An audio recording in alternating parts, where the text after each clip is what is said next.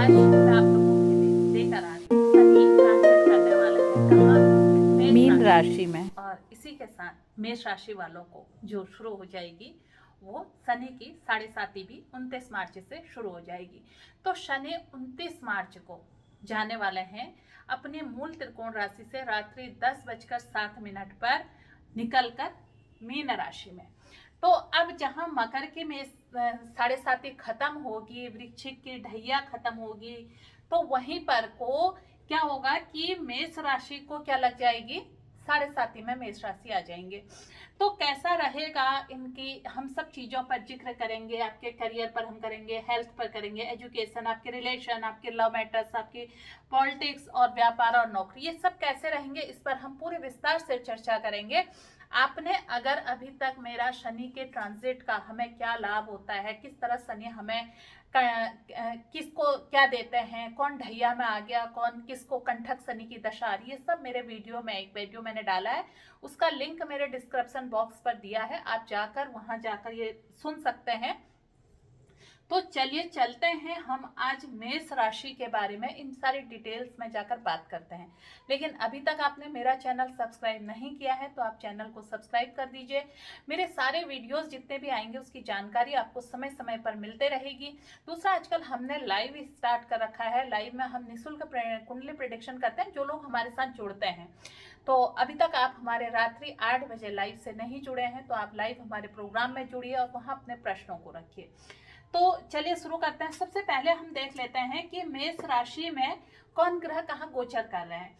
29 मार्च की रात 10:07 पर शनि यहाँ पर आ जाएंगे, जहां पहले से ही सूर्य है, शुक्र है, बुध है और चंद्रमा भी यहीं पर रहेंगे। तो एक तरह से आपके 12वें भाव में 12 ग्रहों का जमवाड़ा रहेगा, सारे के सारे ग्रह यहीं पर रहेंगे।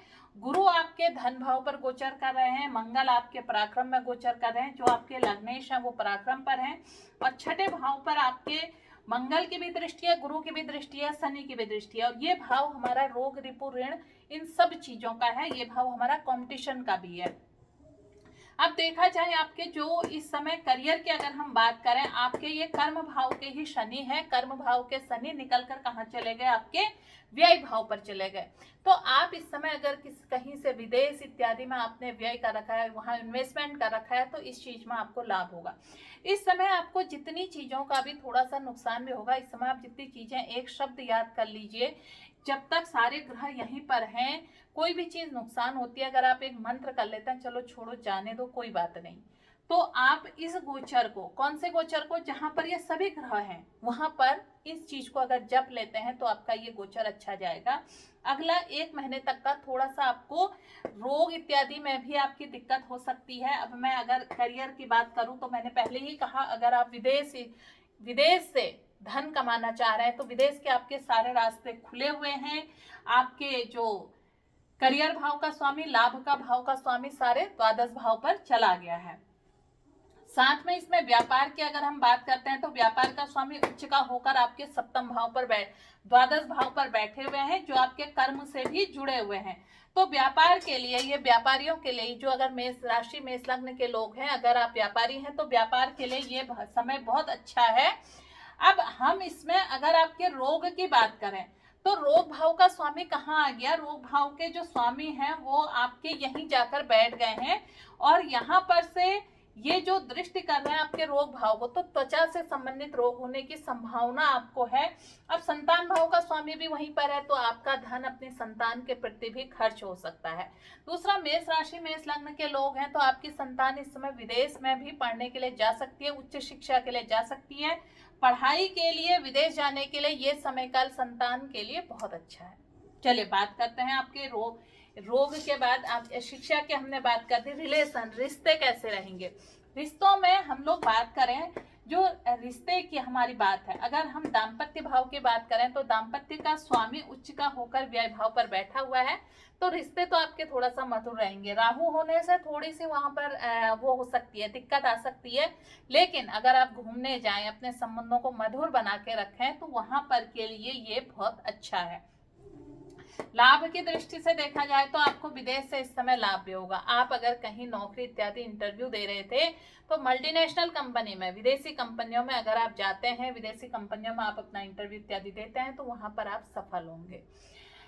हेल्थ पर आपने विशेष ध्यान देना है। मेष राशि मेष लग्न के लोगों ने अपने परिवार पर, माँ का स्वास्थ्य, चंद्रमा यहाँ पर है, गए हैं तो माँ के स्वास्थ्य में दिक्कत आ सकती है। माँ के स्वास्थ्य का आपने ध्यान रखना है। 2-3 दिन अगर आप माँ के स्वास्थ्य के प्रति लापरवाही रहे तो वो दिक्कत आगे को बढ़ सकती है। इस समय कुछ दीर्घकालिक बीमारियां जैसे शुगर, बीपी, त्वचा, इन रोगों से आपने सावधान रहना है।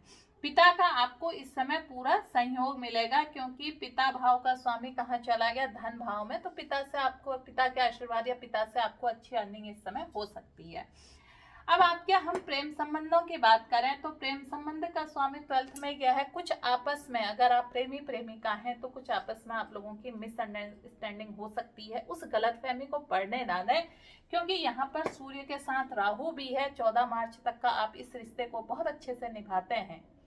तो आगे जाके हम गोचर की बात कर रहे थे, 29 तारीख के बाद जाके आपकी चीजें 15 अप्रैल के बाद आपकी चीजें और अच्छी हो जाएंगी। इस रिश्ते को आप अगर विवाह में तब्दील करना चाहते हैं तो ये वैवाहिक जीवन में भी आपका रिश्ता तब्दील हो जाएगा। अब हम जो आपकी बात कर रहे हैं आपके राजनीति को लेकर, राजनीति भाव का स्वामी मेष लग्न मेष राशि वालों के लिए जो राजनीति का स्वामी होता है वो पता है कौन होता है? सिंहासन का स्वामी आपके चंद्रमा है। और पूरे महीने भर चंद्रमा आपको पता है कि 27 के 27 जो नक्षत्र हैं उनमें ये गोचर करते हैं। अब इससे जुड़ा हुआ है अष्टम भाव। अष्टम भाव से आपका राजनीति, अगर कोई तात्कालिक आपको लाभ चाहिए तो उसके लिए हम अष्टम भाव देखते हैं। अष्टम भाव का स्वामी आपका पराक्रम में बैठा हुआ है, तो आप इस समय जितनी मेहनत करेंगे उसका लाभ आपको अच्छा मिलेगा। तो राजनीति के लिए आपको अचानक कुछ ऐसे पद दिए जा सकते हैं। ये समय जो है आपकी राजनीति के लिए तो अच्छा समय है। अब शनि की यहाँ से तीसरी दृष्टि की हम बात करें तो शनि की तीसरी दृष्टि आपके कहाँ जा रही है? आपके धन भाव पर जा रही है। इस समय जमा बचत पर आपके कुछ फिक्स डिपॉजिट वगैरह निकल सकते हैं, खर्च हो सकते हैं, क्योंकि कोई भी अनावश्यक ऐसा खर्च बढ़ सकता है। इन चीजों को ठीक करने के लिए मैं लास्ट में आपको उपाय भी बताऊंगी कि कैसे हम अपनी इन चीजों को ठीक कर सकते हैं। तो हमने राजनीति की बात करी। राजनीतिक लोगों के लिए ये टाइम पीरियड अच्छा टाइम पीरियड है। राजनीति के बाद अब आ जाते हैं हम लास्ट में व्यापार और नौकरी। व्यापार और नौकरी, अगर नौकरी में आप कहीं इंटरव्यू इत्यादि दे रहे हैं तो ये बहुत अच्छा आपके टाइम पीरियड है। कंपटीशन आप क्रैक कर सकते हैं, अच्छी प्रतियोगिताएं आप निकाल सकते हैं, क्योंकि इस पे मंगल, अगर आप पुलिस या आर्मी इत्यादि में जाना चाह सकते हैं, आप टीचिंग बन सकते हैं, आप कोई व्यापार नया शुरू करना चाहते हैं तो ये समय आपके लिए बहुत अच्छा है, क्योंकि छठा भाव हमारा कंपटीशन का है और छठे भाव पर सारे ग्रहों की इस समय दृष्टि है, आपके छठे भाव को एक्टिवेट कर रहे हैं। तो आप अगर ऋण लेकर भी व्यापार करना चाहते हैं तो ऋण लेकर व्यापार करने के लिए भी ये टाइम पीरियड अच्छा है। शत्रु इस समय काफी आपके ऊपर हावी रहेंगे और शत्रुओं से निपटने के लिए आपने क्या करना है, आप शनिवार के दिन शाम को पीपल वृक्ष के नीचे जाके जल चढ़ाएं। और आप साथ में अभी शुक्र और राहु भी यहीं पर है, राहु अभी यहीं पर है, जब तक राहु यहीं पर है तब तक थोड़ा सा आपने आपके जो वाणी भाव का स्वामी है ना वो भी राहु के साथ है, तो वाणी पे थोड़ा सा कंट्रोल करना है। आपका क्या रहता है, वाणी पे कंट्रोल कम रहता है, जिसकी वजह से आप अपनी चीजों को बिगाड़ देता है और यही वजह है कि आपके इससे रिश्ते भी खराब हो सकते हैं। धर्म भाव पर आपके शनि की दृष्टि है। जितना आप धार्मिक रूप से जुड़कर काम करेंगे, आप कर्म को पहले फोकस कीजिए, क्योंकि कर्म भाव के स्वामी की ही आपके धर्म भाव पर दृष्टि है। तो कर्म को फोकस करते हुए आप, शनि क्या कहते हैं ना, शनि कहते हैं कि आप अनुशासन में रहो तो मैं आपको सब कुछ दूंगा। अब यहाँ से शनि डायरेक्ट आपके इस भाव को देख रहे हैं, ये क्या है हमारा रूटीन का भाव। अगर आप अपना रूटीन ठीक रखते हैं, आप अपने को संयमित दिनचर्या आपकी रहती है, तो ना आपके पास रोग आएगा, ना आपके पास शत्रु आएंगे, ना आपके पास कर्ज अनावश्यक आएगा। जो भी आप कर्ज लेंगे उस कर्ज से आप व्यापार में उन्नति ही करेंगे। लेकिन कर्ज लेकर अगर आपने घी पीना शुरू कर दिया तो ये कर्ज तब दिक्कत करेगा। दूसरी चीज, अगर आप किसी से कर्ज लिया है और उसने आपके ऐसे समय पर मदद करी है और आज आपके पास धन है, आप उसका कर्ज न लौटाकर अपने शौक पूरे कर रहे हैं, तो ये पैसा आपको दिक्कत दे जाएगा। हो सकता है शनि को ये बात बुरी लगे, क्योंकि शनि कहता है जिसने तुम्हारा काम चलाया उसको तुम उसका धन नहीं लौटा रहे हो, तो फिर मैं तुम्हें आने वाले समय पर जब मैं इस भाव पर आऊंगा मैं तुम्हें फिर दंड दूंगा। तो एक चीज है, आपने अगर किसी से कर्ज इत्यादि लिया है तो आप सबसे पहले उसका कर्ज लौटाने की कोशिश कीजिए। तो जब आप कर्ज लौटाने की कोशिश करते हैं तो शनिदेव आपके सारे रास्ते खोल देते हैं, क्योंकि ये कर्म के स्वामी हैं और अनुशासन के स्वामी हैं। अब इस समय थोड़ा सा पिता के स्वास्थ्य में दिक्कत आ सकती है, पिता पुत्र के संबंधों में मतभेद भी आ सकता है। इन सब चीजों को अगर आप ठीक रखते हैं तो आपकी हर चीज ठीक रहेगी। तो आपने किस चीज पर, करियर के लिए ये समय आपके लिए अच्छा है। स्वास्थ्य पर आपने जिन जिन चीजों पर फोकस करना है वो मैं आपको बता रही हूँ। स्वास्थ्य पर आपने ध्यान देना है। शिक्षा जो है, बच्चों की शिक्षा पर थोड़ा सा आप उनके क्या करनी है ना, इस समय उनके साथ जा रहे हैं आ रहे हैं, उनकी दोस्ती पर आपने ध्यान देना है। रिश्तों की हम बात कर रहे हैं, रिश्तों पर आपका जो रिश्ते भाव का कुटुंब का स्वामी है वो राहु के साथ है, तो कुटुंब के साथ आपने किसी भी तरह का मतभेद नहीं रखना है। ये होल कुटुंब है। अब जो ये आपकी इमीडिएट फैमिली है, जिस फैमिली में आप रहते हो, उसका स्वामी भी अभी यहीं पर गया हुआ है। तो ऐसे में आप क्या करना, अपने घर में किसी भी तरह का विवाद घर में मत बढ़ाना, नहीं तो आपके रिश्तों में दिक्कत आ सकती है। प्रेम, सप्तम भाव में प्रेम का स्वामी भी यही है, तो प्रेम संबंधों में आपने किसी भी चीज की गलतफहमी पैदा नहीं करनी है। राजनीति में अचानक कोई आपको पद प्राप्ति हो सकती है। व्यापार इस समय आपका अच्छा चलेगा। अगर आप विदेश से व्यापार करते हैं तो वहां से भी आपको अच्छी अर्निंग हो जाएगी। तो ये था हमारा शनि का गोचर, कि शनि का आपका सारे भावों में गोचर कैसा रहेगा। शनि जब 12वें भाव में जाएगा तो आपको क्या देगा, एक तो आपको 7.5 इसने दे दी, तो ऐसे में आप थोड़ा सा मानसिक रूप से परेशान हो सकता है। मानसिक रूप से परेशानी दूर करने के लिए अब वो समय काल आ गया, आप कुछ मत कीजिए, आप हनुमान जी को अपना साथी बनाकर हनुमान चालीसा का नित्य पाठ शुरू कर दीजिए। ये समय काल सिर्फ और सिर्फ हनुमान चालीसा का है।